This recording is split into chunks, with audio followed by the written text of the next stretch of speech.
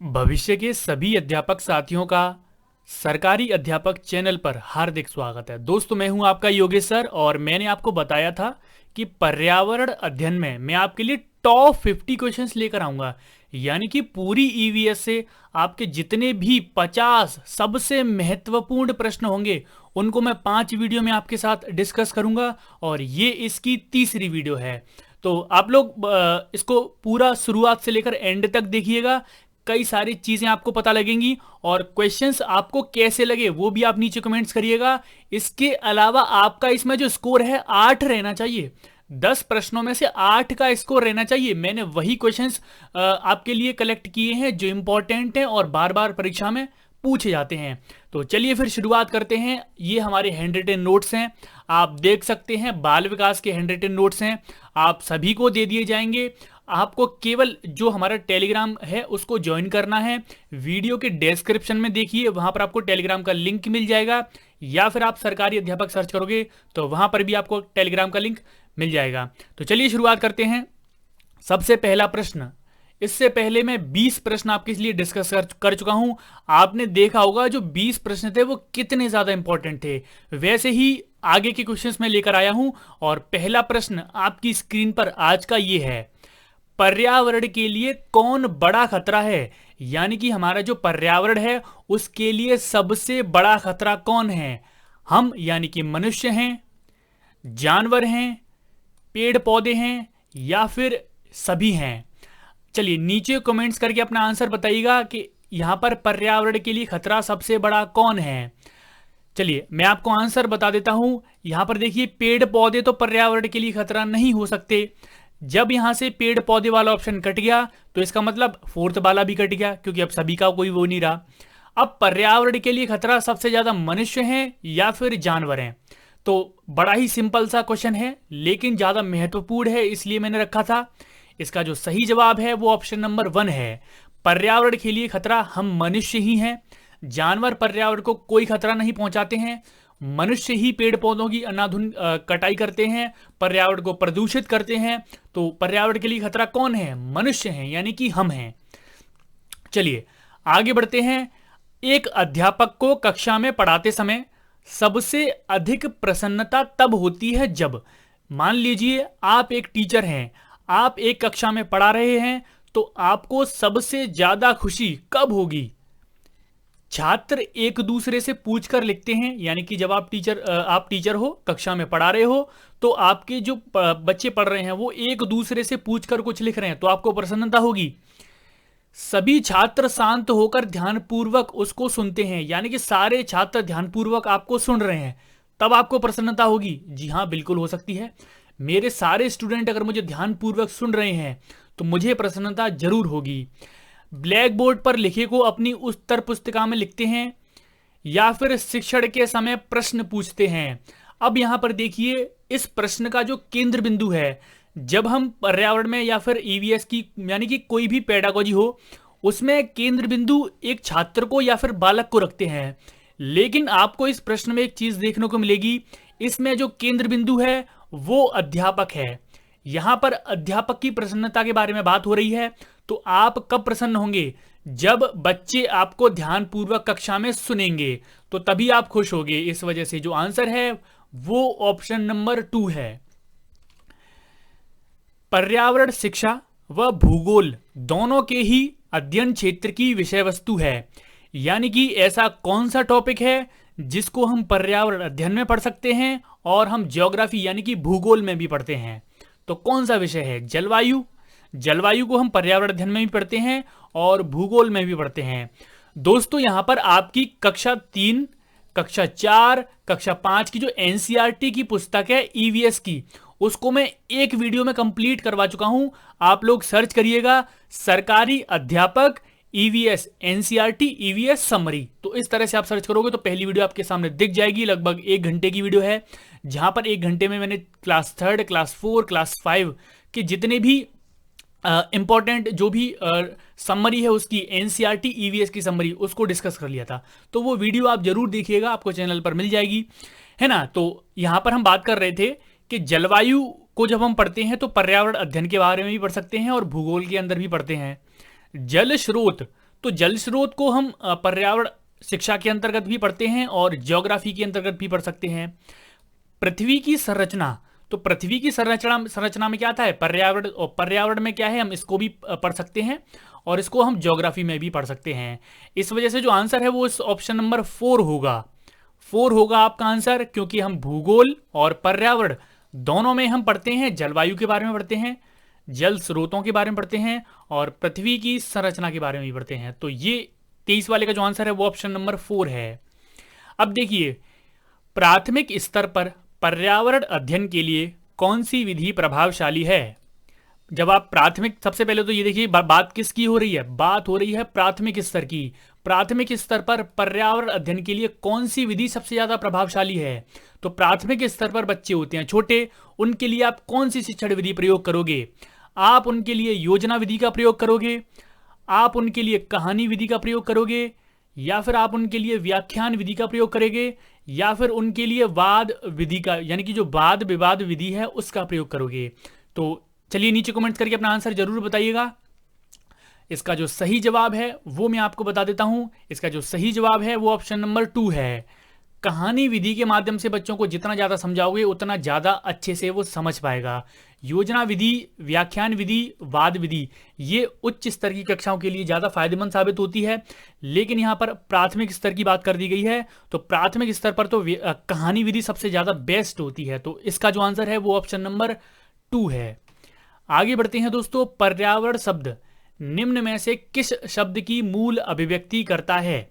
यानी कि जो पर्यावरण शब्द है, जो आपका एनवायरनमेंट है, वो किस चीज से रिलेटेड है, परफेक्टली किस चीज से रिलेटेड है। पूरी जो हमारी इकोसिस्टम है उससे, जैविक घटक, भौतिक परिवेश, वातावरणीय दशाएं। बताइए नीचे कमेंट्स करके अपना आंसर कि पर्यावरण के लिए सबसे बेस्ट जो मूल अभिव्यक्ति है वो कौन सा शब्द वो करेगा। समस्त पारिस्थितिकी, जैविक घटक, भौतिक परिवेश या फिर वातावरणीय दशाएं। इसका जो सही जवाब है वो ऑप्शन नंबर 1 है। समस्त पारिस्थितिकी, जो पूरा इकोसिस्टम है उसके अंतर्गत सारी चीजें आ जाती हैं। जैविक घटक भी आ जाएगा, अजैविक घटक भी आ जाएगा, भौतिक परिवेश, परिवेश, वातावरणीय दशाएं, सब कुछ आ जाता है ना। तो सबसे जो बेस्ट जो आंसर है वो ऑप्शन नंबर 1 है, पूरा पारिस्थितिकी, है ना। चलिए आगे देखिए, इस प्रश्न को देखिए। ये है पर्यावरण अध्ययन के लिए आप छात्रों को कौन सा चैनल देखने का सुझाव देंगे। तो ये प्रश्न इंपॉर्टेंट इसलिए है क्योंकि मैं अभी आपको 2 से 3 चैनलों के ऐसे नाम बताऊंगा जो आपको ईवीएस के लिए देखनी चाहिए। चलिए, पर्यावरण अध्ययन के लिए आप क्या बोलोगे बच्चे से कि आप स्टार प्लस एक चैनल है उसको देखें, एक भारत समाचार करके चैनल है उसको देखें, या फिर नेशनल जियोग्राफी करके एक चैनल है उसको देखें, या फिर इन सभी को देखें बच्चा। चलिए नीचे कमेंट्स करके अपना आंसर बताइए। चलिए, आप लोग सब सही आंसर कर रहे हैं। और यहाँ पर पर्यावरण अध्ययन के लिए आप बोलोगे बच्चे को नेशनल ज्योग्राफी देखने के लिए। नेशनल ज्योग्राफी एक ऐसा चैनल है, नेशनल ज्योग्राफी, जो आपको पर्यावरण के बारे में बताता है। इसके अलावा एक है एनिमल प्लेनेट, जो आपको पर्यावरण और जीव जंतुओं के बारे में बताता है। एक चैनल है डिस्कवरी। तो आप हमेशा बच्चे को बोलोगे कि नेशनल ज्योग्राफी देखे, एनिमल प्लेनेट देखे या फिर डिस्कवरी देखे, है ना। तो ये सारे जो 3 चैनल हैं वो पर्यावरण से संबंधित ही हैं। आप बच्चे को नहीं बोलोगे कि स्टार प्लस देखे, या फिर आप बच्चे को नहीं बोलोगे कि कोई न्यूज़ चैनल देखे, है ना। तो कौन सा दिखाना है बच्चे को, नेशनल ज्योग्राफी या फिर एनिमल प्लेनेट या फिर डिस्कवरी। 26 वाले का जो आंसर है वो ऑप्शन नंबर 3 है। अगला प्रश्न आपकी स्क्रीन पर है, इसका जवाब दीजिए नीचे कमेंट्स में।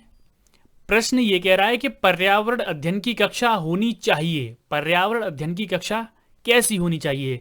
पाठ्य पुस्तक पर आधारित कक्षा, गतिविधि आधारित कक्षा, पाठ्य पुस्तक में दी गई गतिविधि आधारित, या फिर ये सभी। आप में से कई सारे बच्चे इसका जो जवाब है वो गलत करने वाले हैं। पर्यावरण अध्ययन की जो कक्षा है वो मैं आपको आंसर बता देता हूं, वो होनी चाहिए दोस्तों गतिविधि आधारित।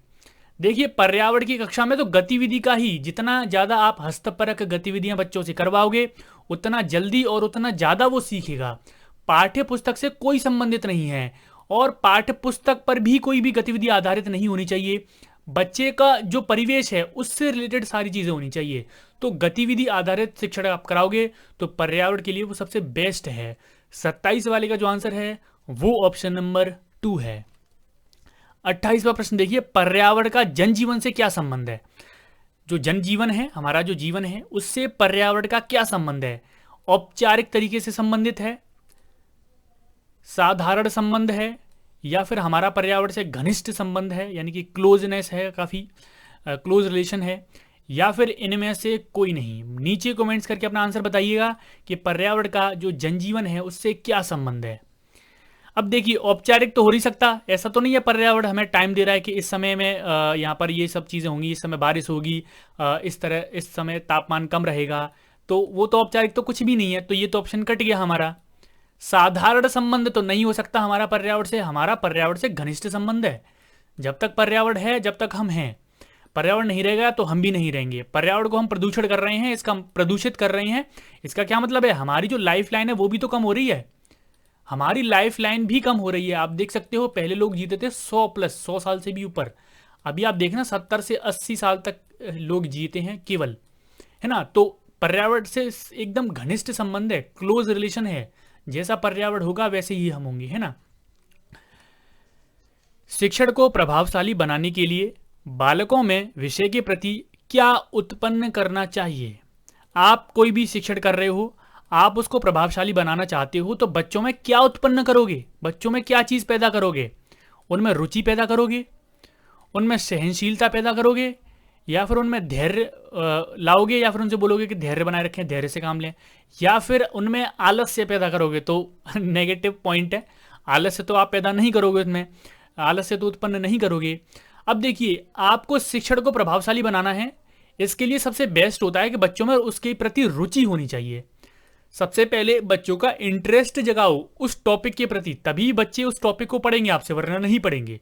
तो रुचि सबसे ज़्यादा इंपॉर्टेंट है, बच्चे के अंदर क्या है, आपको रुचि उत्पन्न करनी है, तभी आपका शिक्षण वो पढ़ेंगे और प्रभावशाली तभी होगा आपका शिक्षण, है ना। तो 29 वाले का जो आंसर है वो ऑप्शन नंबर 1 है।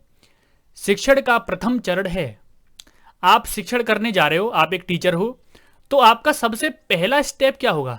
बताइए, आपका सबसे पहला स्टेप क्या होगा? नीचे कमेंट्स करके अपना आंसर बताइए। सबसे पहले आप सबसे पहले आप योजना बनाओगे, सॉरी पाठ्य योजना नहीं है, ये योजना है। सबसे पहले आप योजना बनाओगे शिक्षण से पहले, पाठ्य पुस्तकों को सुसंगठित करोगे, विद्यार्थियों की पृष्ठभूमि जानोगे। पृष्ठभूमि देखिए, प्रश्न में ये वाला र आता है ना, र, पृष्ठभूमि, भूमि, ये थोड़ा सा मिसप्रिंट हो गया यहाँ पे, है ना। तो विद्यार्थियों की आप पृष्ठभूमि जानोगे, या फिर इनमें से कोई नहीं। अब देखिए, पाठ्य पुस्तकों को सुसंगठित करना तो ये तो हो ही नहीं सकता, है ना। शिक्षण का प्रथम चरण क्या है? प्रथम चरण देखना है, तो ऐसा तो नहीं है पाठ्य पुस्तकों को आप वो करोगे। या तो आप योजना बनाओगे, या फिर बच्चों की पृष्ठभूमि जानने की कोशिश करोगे। अब देखिए, ये भी ऑप्शन नहीं होगा कि ऐसा तो नहीं है, इसमें से कुछ तो हमें करना है, क्योंकि प्रथम चरण क्या है शिक्षण का, तो कुछ तो है इन दोनों में से। या तो आप योजना बनाओगे, प्लान बनाओगे पढ़ाने से पहले कि क्या क्या पढ़ाना है, क्या क्या चीज़ें पूछनी है, या फिर बच्चे की सबसे पहले पृष्ठभूमि जानोगे। देखिए, इसका जो आंसर है वो थोड़ा सा ट्रिकी है, इसका आंसर मैं आपको बता देता हूं। इसका जो आंसर है वो ऑप्शन नंबर 1 है। सबसे पहले आप योजना बनाओगे, पढ़ाने से पहले आप क्या है, पहले से ही योजना बना लेते हो। पूरे आपने देखा होगा, पूरे शिक्षण सत्र में क्या चल रहा है, क्या होने वाला है, उसकी सबसे पहले योजना बना लेते हो। पृष्ठभूमि जानना, बच्चों का पूर्व ज्ञान चेक करना तो बाद की बातें हैं। सबसे पहले आप एक योजना बनाओगे कि किस तरह से आपको पृष्ठभूमि जाननी है, किस तरह से आपको पूर्व ज्ञान जानना है, किस तरह से आपको पढ़ाना है, तो सबसे पहले योजना बनती है। तो शिक्षण के लिए सबसे पहला चरण क्या है? योजना बनाना। तीसरे वाले का जो आंसर है 30 का, वो ऑप्शन नंबर 1 है। दोस्तों, ये कुछ इंपॉर्टेंट क्वेश्चंस थे, 10 मैंने आपको इंपॉर्टेंट क्वेश्चंस कराए हैं जो ईवीएस से हैं। हम 30 क्वेश्चंस को कवर कर चुके हैं, अब 20 प्रश्न और बचे हैं, मैं उनको भी कवर कर दूंगा। इसके बाद में आपके लिए सीडीपी में जो टॉप 50 क्वेश्चंस होंगे वो कवर करूंगा। इसके अलावा इंग्लिश पेडागोजी की भी वीडियो मैं आपके लिए लेकर आऊंगा। इसके अलावा हिंदी की भी मैं वीडियो लेकर आ जाऊंगा। आप नीचे कमेंट्स करके मुझे बताइएगा कि आपको जो लेक्चर हैं वो किस तरह के लग रहे हैं। आपके लिए हिंदी की वीडियोज़ में बनाऊंगा, है ना। तो चलिए मिलते हैं दोस्तों, कल मिलते हैं नेक्स्ट वीडियो में। आज के लिए इतना ही, धन्यवाद।